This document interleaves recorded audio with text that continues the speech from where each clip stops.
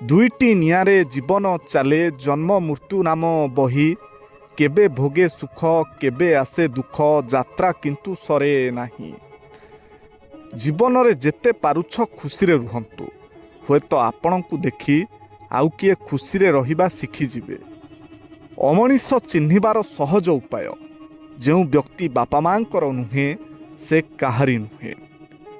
ଯେମିତି ଶିଶୁ ଛୋଟ ଛୋଟ କଥାରେ କାନ୍ଦନ୍ତି ଆଉ ବଡ଼ ଲୋକ ଆମେ ହସୁ, ସେମିତି ଈଶ୍ୱର ବି ଆମ ଉପରେ ହସୁଥିବେ ଯେତେବେଳେ ଆମେ ଛୋଟ ଛୋଟ କାରଣରୁ ବିଚଳିତ ହୋଇଯାଉ। ଧନ ବଳ ନାହିଁ ଜନ ବଳ ନାହିଁ, ଯଦି ନାହିଁ ବାହୁ ବଳ। ବୃଥାରେ କଳହ କର ନାହିଁ କେବେ, ଅଦିନେ ଆସିବ କାଳ। ଯଦି କୌଣସି କାମରେ ଅସଫଳ ହେଉଛ ତାହେଲେ ସେଥିରୁ ଆଶା ଛାଡ଼ନ୍ତୁ ନାହିଁ। ସଫଳ ହେବା ପର୍ଯ୍ୟନ୍ତ ଚେଷ୍ଟା ଜାରି ରଖନ୍ତୁ। କାହିଁକି ନା ଅନେକ ସଫଳ ବ୍ୟକ୍ତି କହିଛନ୍ତି ବାରମ୍ବାର ହାରିବା ହେଉଛି ଜିତିବାର ଲକ୍ଷଣ। ସତ୍ୟକୁ ସ୍ୱୀକାର କରନ୍ତୁ। ତୁମେ କାହାର କାମରେ ଆସୁଛ ସେଥିପାଇଁ ତୁମକୁ କେହି ଭଲ ପାଉଛନ୍ତି। ତୁମେ ଯଦି କେଉଁ କାମର ଯୋଗ୍ୟ ନୁହେଁ ତେବେ ତୁମକୁ କେହି ଭଲ ପାଇବେ ନାହିଁ, କେହି ବି ନୁହେଁ। ସମୟକୁ ଅପେକ୍ଷା କର। ଉଚିତ ସମୟ ଆସିଲେ ସଁବାଳୁଆ ଭଳି ପୋକଟିଏ ମଧ୍ୟ ପ୍ରଜାପତି ହୋଇ ଉଡ଼ିପାରେ। ହରିଚରଣେ ଯାହାର ଶ୍ରଦ୍ଧା, ତାକୁ ନ ଲାଗେ ଭବ ବାଧା। ହରିଙ୍କ ନାମେ ବାନ୍ଧ ଭେଳା, ଦୁଃଖ ହରିବେ ଚକା ଡୋଳା। ଦୁଇଟି ନିଆଁରେ ଜୀବନ ଚାଲେ ଜନ୍ମ ମୃତ୍ୟୁ ନାମ ବହି। କେବେ ଭୋଗେ ସୁଖ କେବେ ଆସେ ଦୁଃଖ, ଯାତ୍ରା କିନ୍ତୁ ସରେ ନାହିଁ।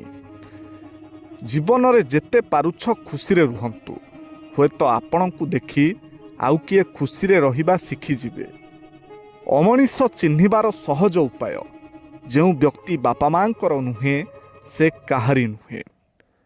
ଯେମିତି ଶିଶୁ ଛୋଟ ଛୋଟ କଥାରେ କାନ୍ଦନ୍ତି ଆଉ ବଡ଼ ଲୋକ ଆମେ ହସୁ, ସେମିତି ଈଶ୍ୱର ବି ଆମ ଉପରେ ହସୁଥିବେ ଯେତେବେଳେ ଆମେ ଛୋଟ ଛୋଟ କାରଣରୁ ବିଚଳିତ ହୋଇଯାଉ। ଧନ ବଳ ନାହିଁ ଜନ ବଳ ନାହିଁ, ଯଦି ନାହିଁ ବାହୁ ବଳ। ବୃଥାରେ କଳହ କର ନାହିଁ କେବେ, ଅଦିନେ ଆସିବ କାଳ। ଯଦି କୌଣସି କାମରେ ଅସଫଳ ହେଉଛ ତାହେଲେ ସେଥିରୁ ଆଶା ଛାଡ଼ନ୍ତୁ ନାହିଁ। ସଫଳ ହେବା ପର୍ଯ୍ୟନ୍ତ ଚେଷ୍ଟା ଜାରି ରଖନ୍ତୁ। କାହିଁକି ନା ଅନେକ ସଫଳ ବ୍ୟକ୍ତି କହିଛନ୍ତି ବାରମ୍ବାର ହାରିବା ହେଉଛି ଜିତିବାର ଲକ୍ଷଣ। ସତ୍ୟକୁ ସ୍ୱୀକାର କରନ୍ତୁ।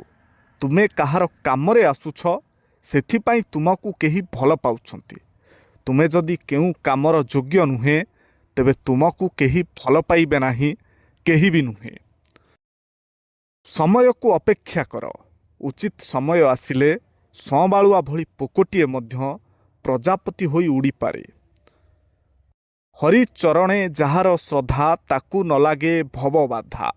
ହରିଙ୍କ ନାମେ ବାନ୍ଧ ଭେଳା, ଦୁଃଖ ହରିବେ ଚକା ଡୋଳା।